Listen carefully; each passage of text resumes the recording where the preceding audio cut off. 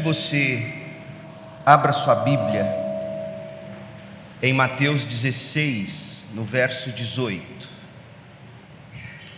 Mateus 16, 18. O que eu quero fazer agora é uma reflexão sobre a essência da igreja. Uma reflexão sobre a essência da igreja. Nós falamos sobre isso na mensagem da semana passada.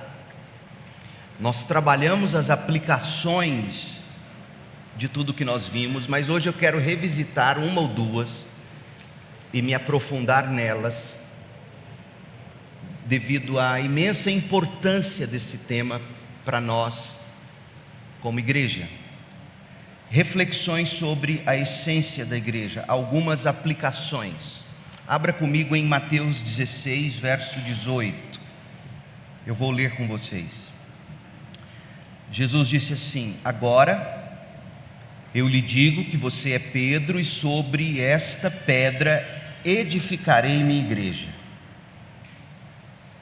E as portas da morte, ou as portas do inferno, ou as portas do Hades, não prevalecerão contra ela, não a conquistarão. A ideia é da igreja avançar, prosseguir avançando, rompendo as portas do inferno, e muralha alguma, porta alguma, sendo capaz de impedir esse avanço da igreja militante pelo Evangelho do Senhor Jesus Cristo.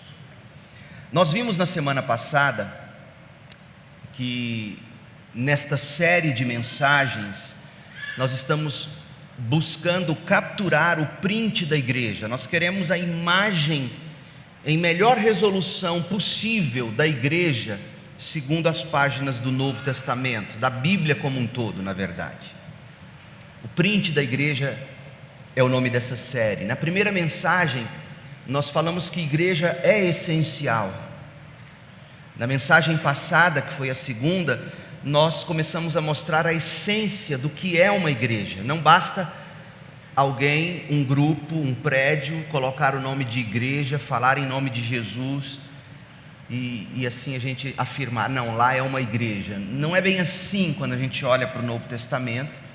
E é isso que nós estamos buscando descobrir, o que é uma igreja, qual é a essência da igreja. E na semana passada, nós vimos que, biblicamente falando, uma igreja é a assembleia do povo de Deus, é a reunião do povo de Deus em um só lugar, refletindo a união invisível da igreja universal com Cristo, refletindo a união de todos os salvos em Cristo, de todas as eras e de todos os lugares do mundo.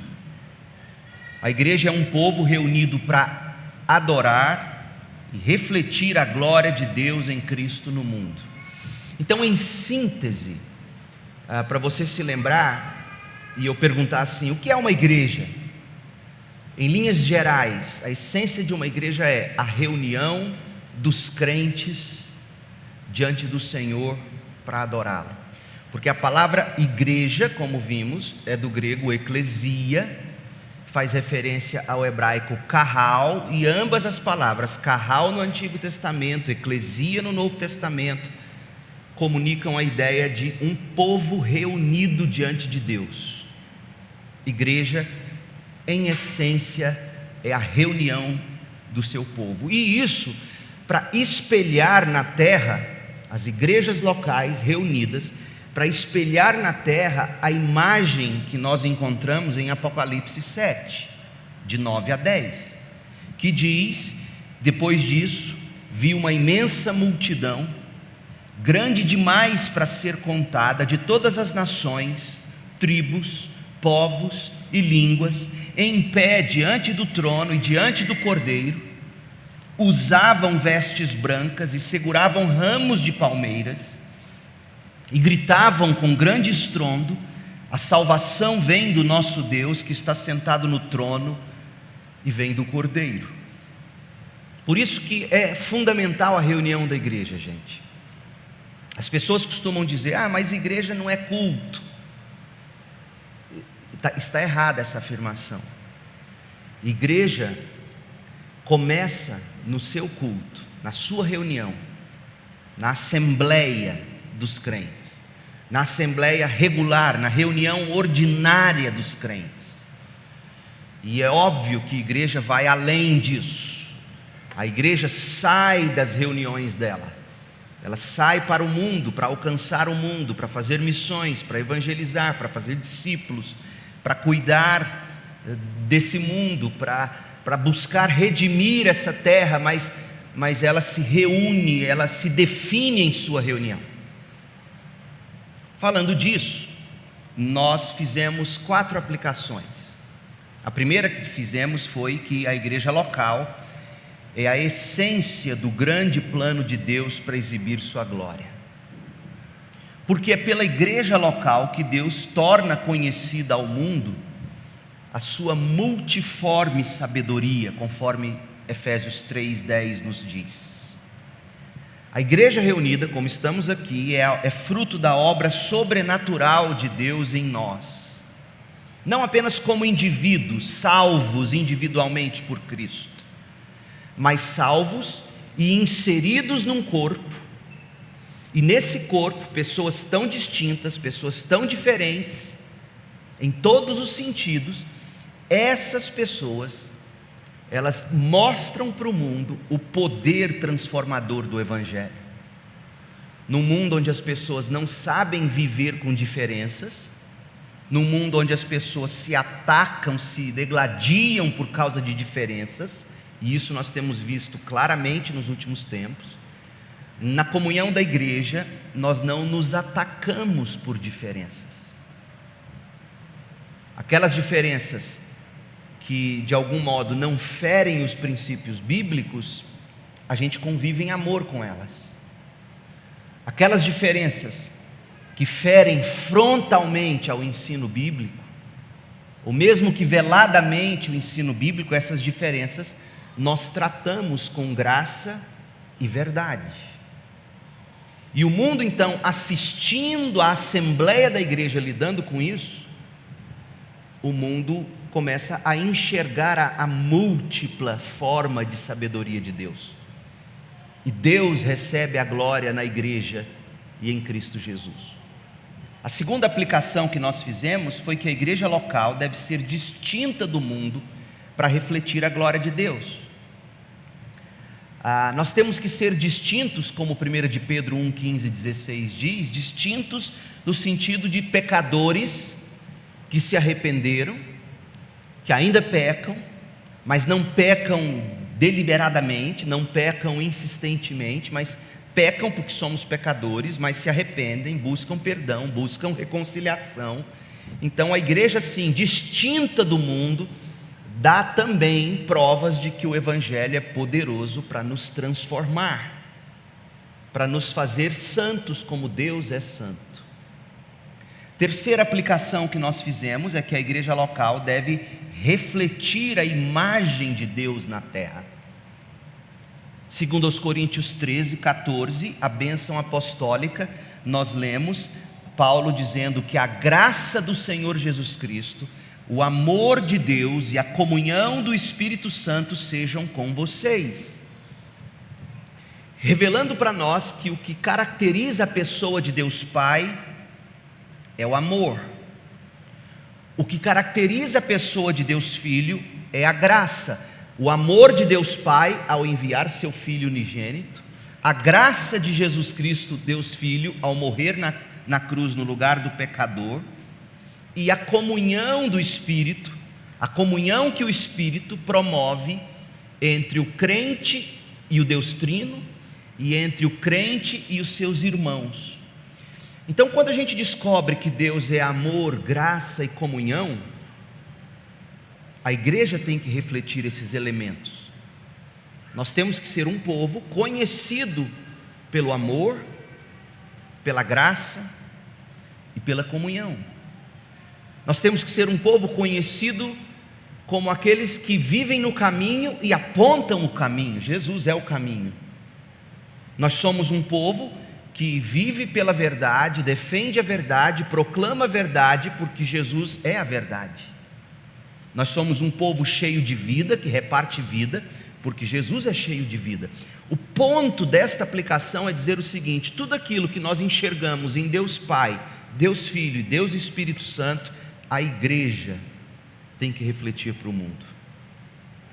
E a última aplicação, e sobre essa um pouquinho mais de detalhe, é que a igreja local é uma assembleia que se reúne ao mesmo tempo em um só local.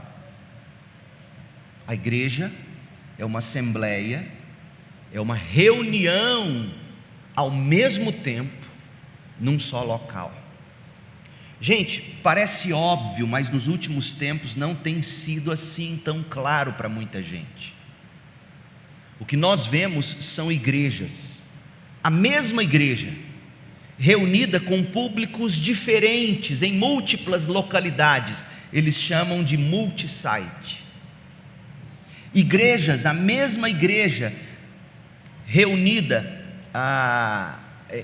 em múltiplos lugares, multi-site. Igrejas, a mesma igreja, reunida às vezes no mesmo lugar, mas assim, às 5 da tarde um público, às 7 da noite outro público, de manhã foi um primeiro público, 3 públicos, 4 públicos distintos, em horários diferentes, no mesmo lugar, multicultos.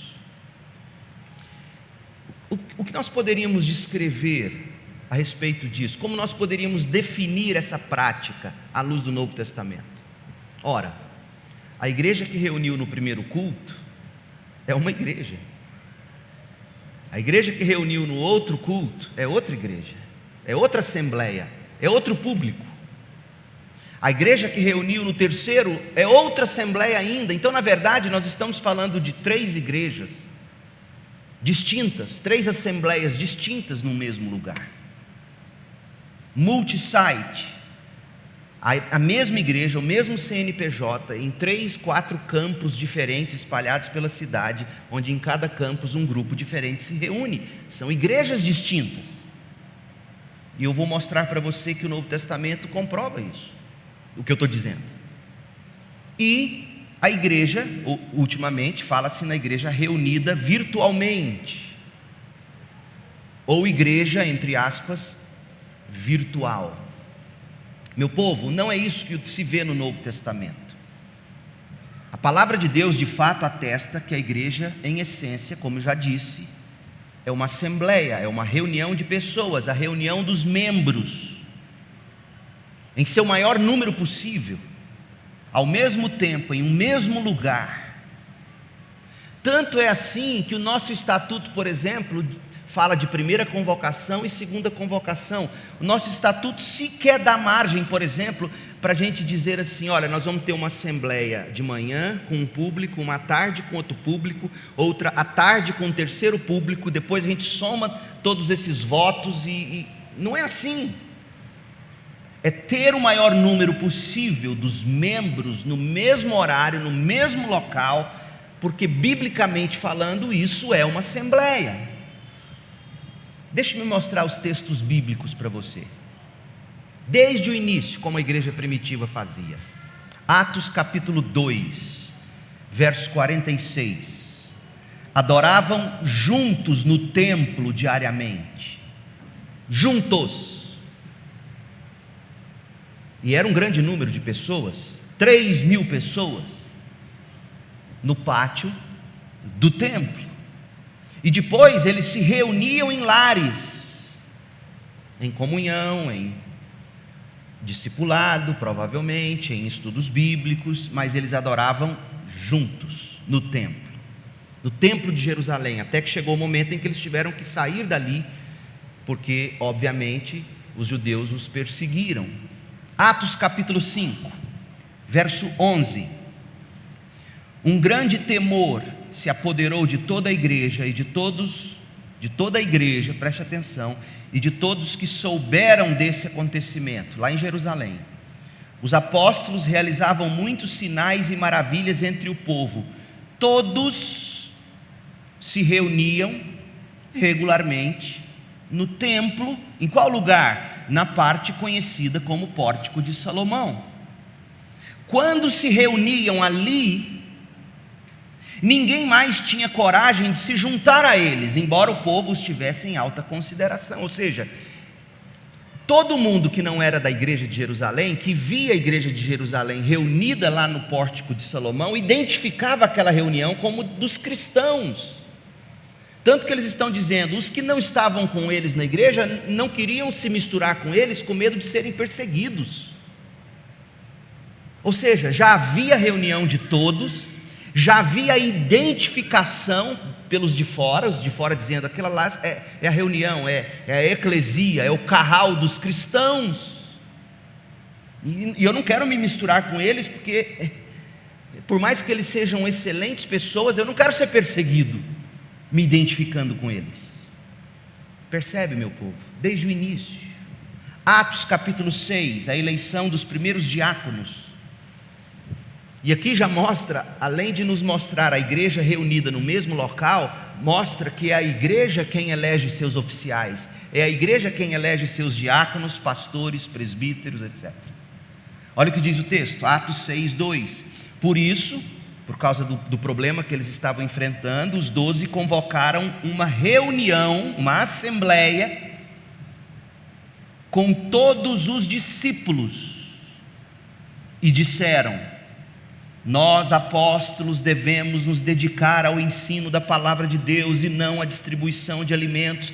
Sendo assim, irmãos, todos reunidos, irmãos, escolham 7 homens respeitados, cheios do Espírito e de sabedoria, e nós os encarregaremos desse serviço. Nós quem? A igreja e seus líderes, os apóstolos. É por isso que nós batistas somos assim congregacionais. A igreja reunida tem a autoridade para eleger e deseleger, ligar e desligar. E a igreja toda reunida em um só lugar, num só momento. 1 Coríntios 11, 33, Paulo corrigindo o problema que eles tinham com a ceia. Portanto, meus irmãos, quando se reunirem, no verso 18 do capítulo 11 aqui, Paulo já tinha falado de reunir como igreja. Quando vocês se reunirem como igreja, algumas versões dizem, quando vocês se reunirem na igreja. O que Paulo está dizendo? É óbvio que Paulo não está falando do prédio, Paulo está falando da eclesia. Quando vocês se reunirem na eclesia, na assembleia. Então não é errado o crente dizer eu vou na igreja, eu vou à igreja. Não, você está dizendo eu vou me reunir na assembleia dos crentes. E não importa se essa assembleia vai ser num templo, se vai ser debaixo de um pé de manga no interior, mas há um local definido para aquela assembleia toda se reunir. 1 Coríntios 14, 23. Ainda assim, se descrentes, Paulo orientando os coríntios, ou pessoas que não entendem essas coisas, entrarem na reunião de sua igreja. A Almeida, revista e atualizada, diz assim: entrarem onde toda a igreja reunida no mesmo lugar. Meu Deus, não tem como ser mais óbvio. Meu povo, a boa vontade de muitos pastores e cristãos de fazer a igreja se reunir em diversos cultos diferentes ou online e chamar isso de assembleia, por mais que seja de boa vontade, eu acredito que seja, está arrogando para si uma autoridade que nenhum pastor ou igreja tem, que é a de redefinir o significado de assembleia / igreja. A Bíblia é muito clara, nós somos o povo do Novo Testamento, e a Bíblia diz em 1 Coríntios 14, 23, Paulo assume que toda a igreja está reunida no mesmo lugar, e aí os descrentes entram nesse culto, entram nessa assembleia, e a reunião dessa assembleia é tão importante, que olha o que Paulo diz no verso 26, desse mesmo capítulo: quando vocês se reunirem Um cantará, o outro ensinará, o outro revelará, o outro falará em línguas. Tudo isso para edificação do corpo. Duas coisas nesse versículo. Eles se reúnem para edificação de todos. E 1 Coríntios 14 também fala do momento em que entra um incrédulo nessa igreja que está reunida para edificação dos crentes, e esse incrédulo ouve a pregação, ouve os cânticos, ouve Deus falando através das nossas palavras, e ele se prostra e diz: Deus está no meio deles. Esse é o poder da congregação. Então, meu povo, a essência de uma igreja bíblica é a reunião dos seus membros. Toda a igreja reunida no mesmo lugar, espelhando a realidade de Apocalipse 7, de 9 a 10. Todos nós em pé diante do trono do Cordeiro, louvando o Cordeiro. Agora, a última coisa que eu quero ver com você, eu acho que está muito claro. Não é possível que você não entenderia que a igreja primitiva, lá no seu começo, e não era uma igreja pequena, era uma igreja de 3.000 membros, lá em Jerusalém. Eles se reuniam no templo. Pastor, e quando eles não puderam mais se reunir no templo, o que o senhor acha que aconteceu? É óbvio, eles se multiplicaram em pequenos grupos, em casas, e cada pequeno grupo desses se tornou uma igreja local. Ponto. Simples assim. Não é outro meio, não tem outro modo. E assim Paulo vai escrever: na igreja que se reúne na casa de Ninfa, a igreja que se reúne na casa de Filemon, a igreja, lembra? É assim no Novo Testamento. Então não caia nessa por aí de dizer que há uma mesma igreja que se reúne em 3 cultos diferentes. Não é a mesma igreja, são 3 igrejas. Não é a mesma igreja, a reunião em campos diferentes da mesma igreja, são igrejas diferentes. Portanto, gente, isso está muito óbvio. Agora, o que não está tão óbvio é que com a pandemia e as benditas transmissões dos cultos online, algumas pessoas bem intencionadas e de igual modo biblicamente equivocadas acharam por bem usar alguns textos bíblicos para dizer que reunidos online é a mesma coisa, e usa até texto bíblico. Então eu quero te mostrar os textos que eles usam. Colossenses 2:5. Paulo diz assim: pois embora eu esteja longe, embora eu esteja ausente quanto ao corpo, em meu espírito eu estou com vocês. Está vendo, pastor? A gente está longe, reunido online, mas todos no mesmo espírito. Aleluia. Mas é isso que Paulo está dizendo? O que Paulo quer dizer com embora eu esteja longe, ausente quanto ao corpo, o meu coração está com vocês, o meu espírito está com vocês? O que ele quer dizer com isso?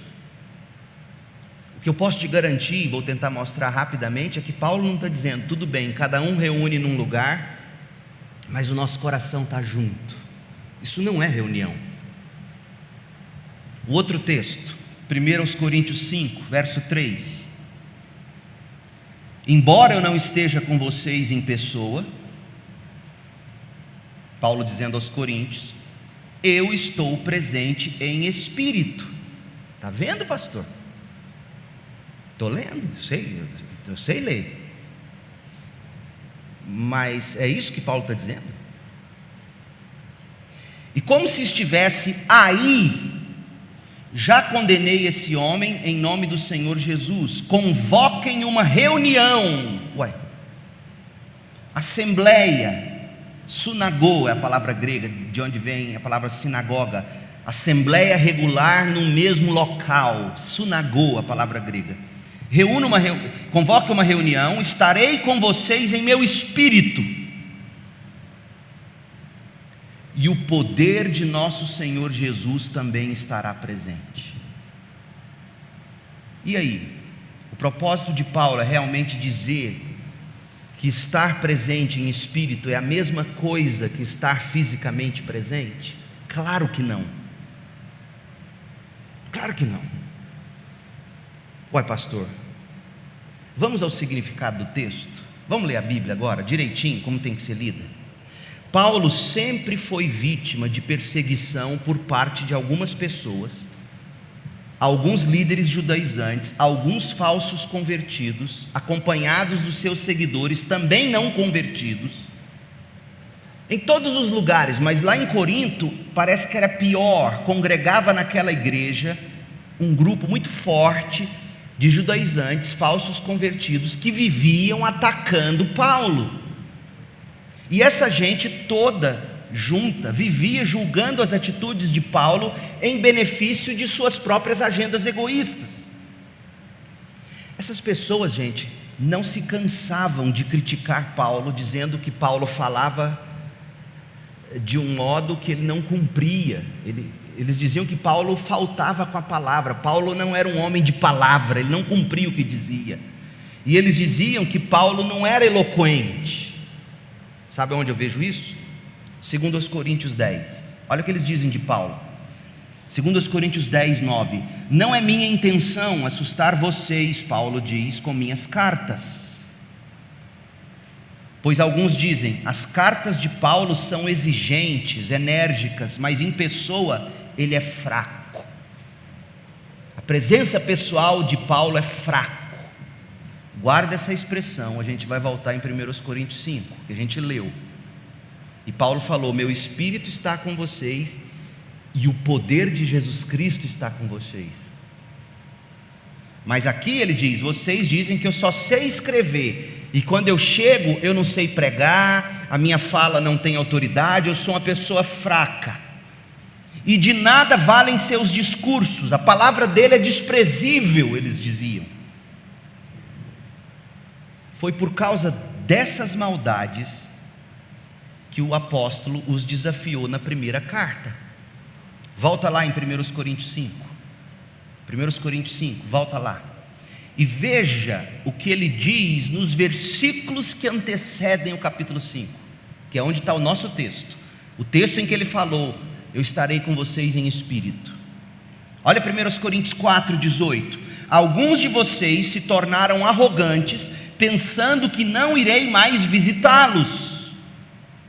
Ou seja, você prometeu nos visitar e não vem mais. Você não tem palavra.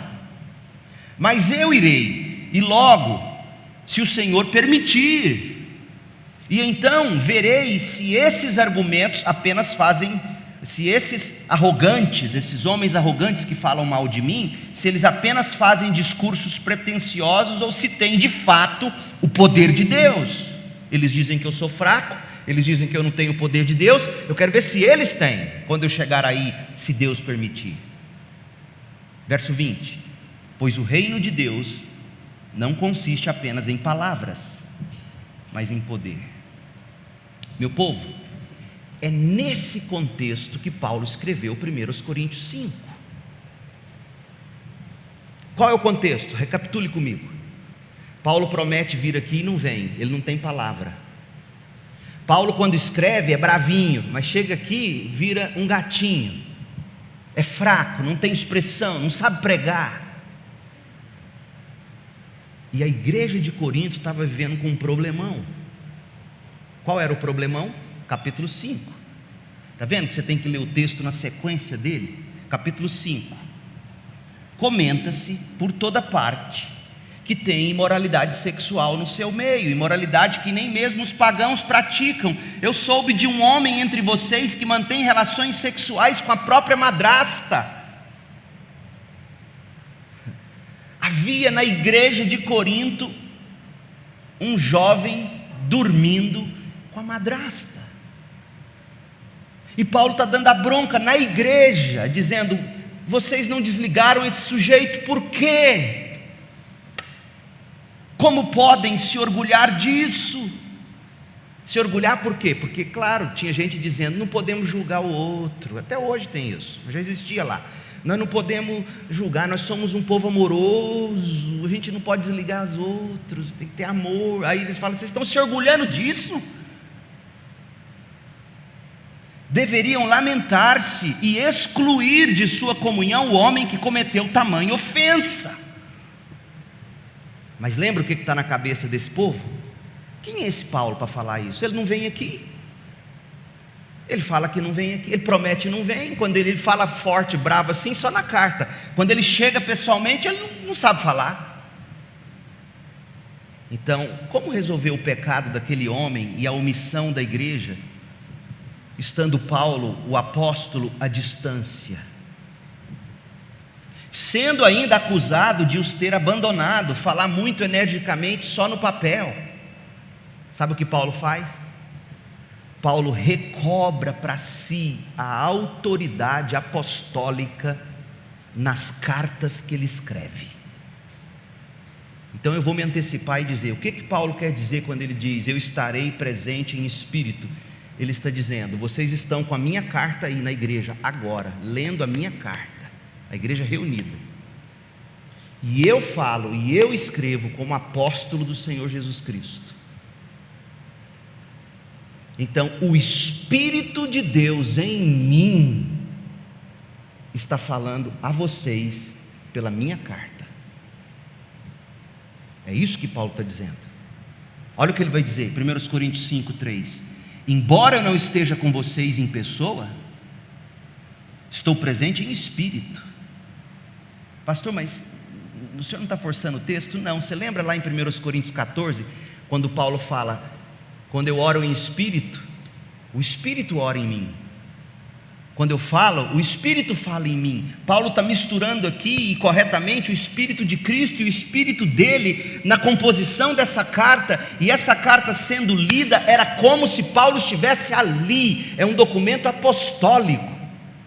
Desse modo, quando nós lemos as Escrituras, ainda hoje aqui, é como se os apóstolos estivessem aqui, dizendo para nós o que é certo e o que é errado. Aí Paulo diz, embora eu não esteja com vocês em pessoa, eu estou presente em espírito. E como se estivesse aí, já condenei esse homem, está vendo? É como se já estivesse aí, é um ensino apostólico, é imoralidade o que está acontecendo. Eu já condenei esse homem em nome do Senhor Jesus. Mas Paulo não pode excluir ninguém sozinho. E aí ele orienta a igreja, convoque uma assembleia, convoque uma reunião.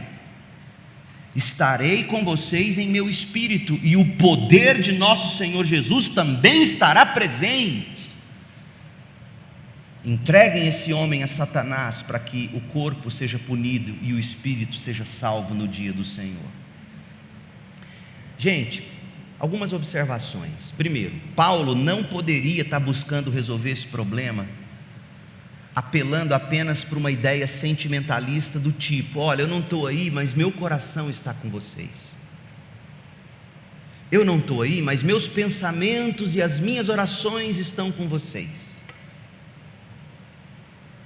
Não pode ser isso. Sabe por que não pode ser isso? Porque só daria munição para aqueles judaizantes falar, está vendo como é que esse homem é frouxo e mentiroso? Prometeu vir, não veio, e agora vem com essa de que o coração dele está aqui. Espera aí, Paulo, não vem meter sua colher no nosso doce não, rapaz. É óbvio que ele não está falando isso. Ele estaria entregando ele de bandeja para os judaizantes. Eu não estou aí, mas meu coração está. Esse é o argumento principal que se usa hoje para dizer que dá para você, em coração unido, reunir online, e usa esse versículo. Mas não é isso que Paulo está dizendo. Segundo, Paulo não está de modo algum dizendo que é possível cultuar à distância, presente em espírito.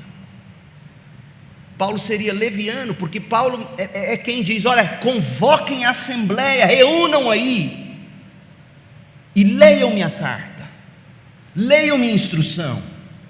Meu espírito e o Espírito de Cristo estão aí, no espírito dessa carta. É isso. Paulo não está aqui hoje, os apóstolos não estão aqui hoje, mas nós nos escoramos na autoridade apostólica pelo Espírito deles, no Espírito de Cristo, pelas cartas. Terceiro, um princípio hermenêutico, um princípio saudável de interpretação da Bíblia, jamais usa um texto fora do contexto para apoiar um pretexto, mesmo que o pretexto seja bom.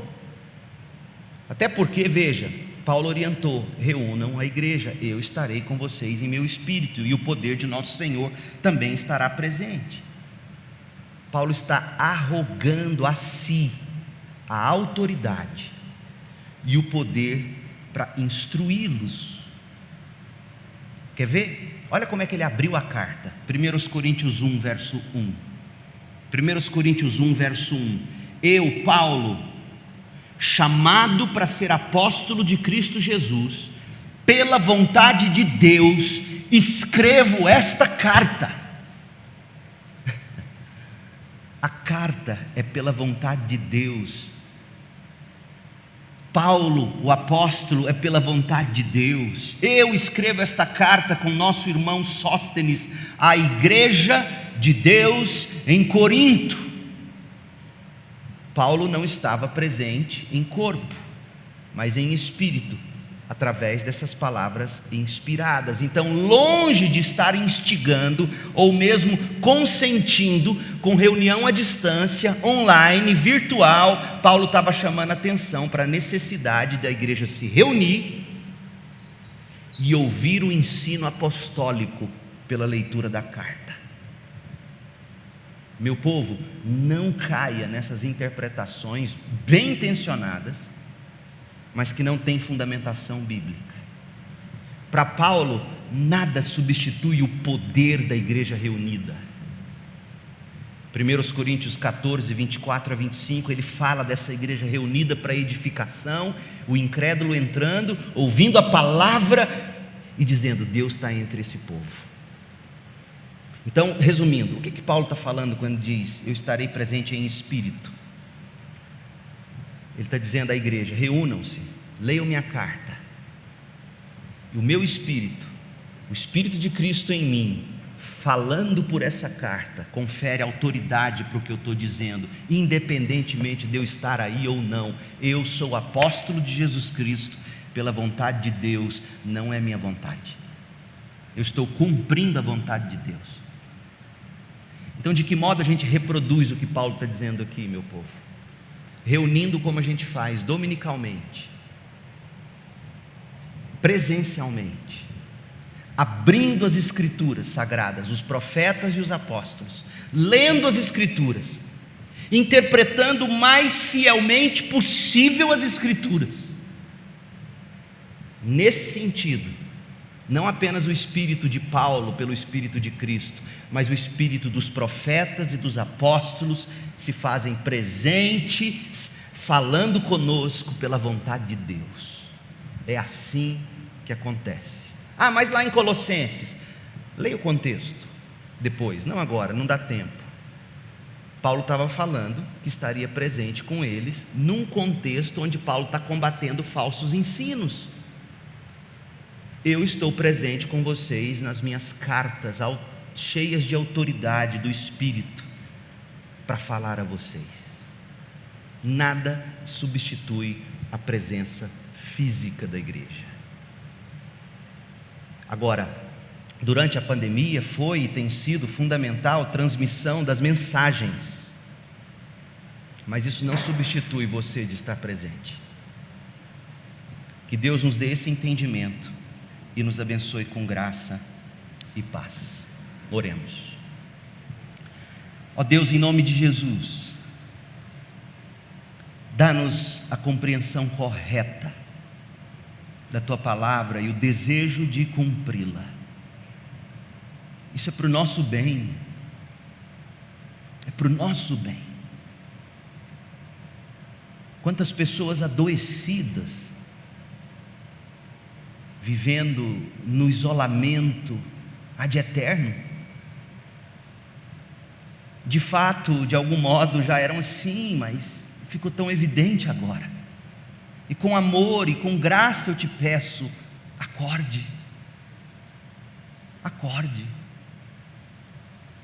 Nós precisamos do Senhor, nós precisamos da Tua graça, e um meio de graça que o Senhor mesmo estabeleceu é a reunião dos crentes na assembleia regular da igreja, para edificação e para testemunho público. Portanto, meu Deus, livre os membros da Segunda Igreja Batista em Goiânia da falsa ideia, do falso ensino de que é possível estar presente de coração, em espírito. Ó Deus, não é a verdade. Que o Senhor nos dê iluminação para a verdade. Esses que nos acompanham domingo após domingo, de outras igrejas, de outros lugares do mundo até, que o Senhor os convença da necessidade de acharem uma igreja local próximo deles e plantar a vida lá. Misericórdia, Senhor, nós oramos agradecidos em nome de Jesus. Amém.